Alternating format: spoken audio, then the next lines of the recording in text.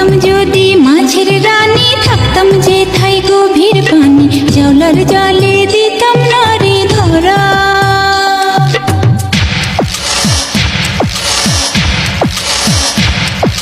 ঢেকি হইলে ধাপুর ধুপুর, ধান বানতাম সকাল দুপুর, ঈশানের মুখ